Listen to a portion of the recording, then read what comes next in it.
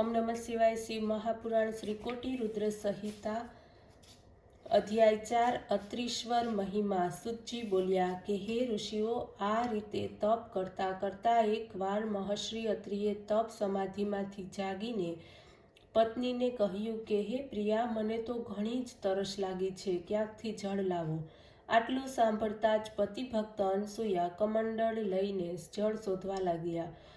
એટલામાં શ્રી ગંગાજીએ જોયું કે અનસૂયા પોતાના જળ લેવા માટે આમ તેમ વ્યાકુળ થઈને ફરી રહી છે। ત્યાં તો સ્વયં શ્રી ગંગાજીએ અદ્ભુત શૃંગાર કરીને ઉત્તમ રૂપ ધારણ કરીને અનસૂયાની પાસે આવીને મધુર વાણીથી બોલ્યા, હે દેવી, હું આપથી ઘણી જ પ્રસન્ન છું। કહો, આ સમયે આપ ક્યાં જાઓ છો? આટલા મધુર અને પ્રિય વચનો સાંભળીને આશ્ચર્યચકિત થયેલા અનસૂયા પ્રેમપૂર્વક વચનો કહેવા લાગ્યા, હે ભગવતી, આપ કોણ છો? ક્યાંથી આવી રહ્યા છો?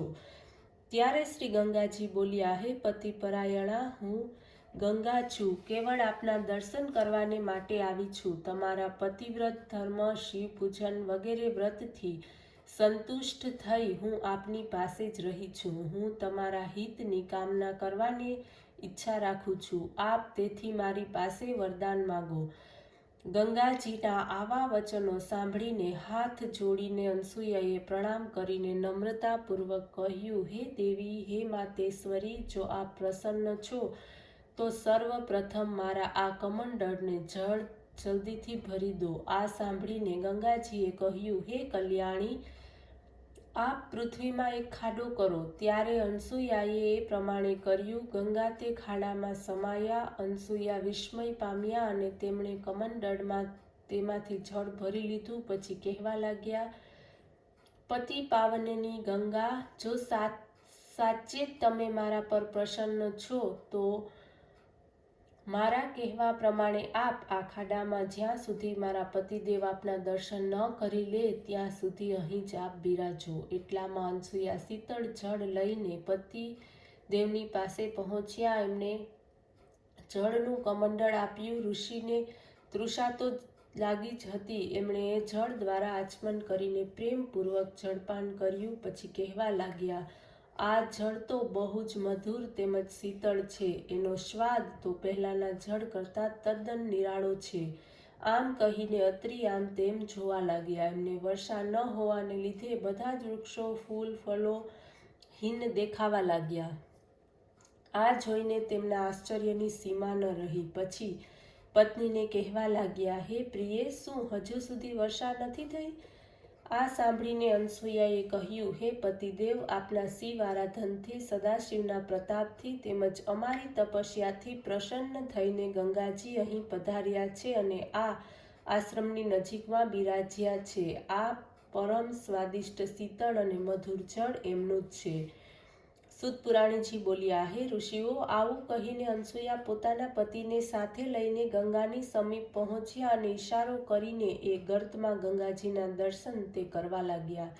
તરલ તરંગોથી યુક્ત ગંગાના મહર્ષિએ દર્શન કર્યા। ત્યારે મહર્ષિ ધન્ય ધન્ય કહીને સ્તુતિ કરવા લાગ્યા।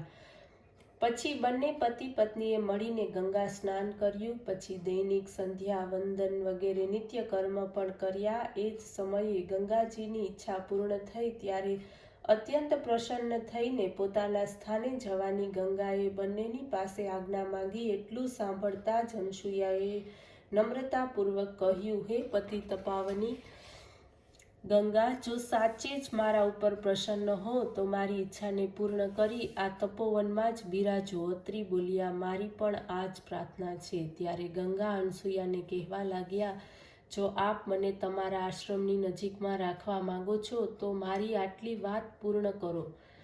તે એ છે કે આપે આપના પતિને માટે પૂર્ણ પ્રતિજ્ઞા કરી હતી તેનું 1 વર્ષનું ફળ મને અર્પણ કરો। ત્યારે હું આપ લોકોને તથા ઋષિ મુનિઓના હિતને માટે અહીં નિવાસ કરીશ। આટલું સાંભળતા જ પતિપરાયણ સાધ્વી અનસૂયાએ શિવાર્ચન દ્વારા પ્રાપ્ત 1 વર્ષનું સર્વોત્તમ ફળ ગંગાને અર્પણ કરી દીધું।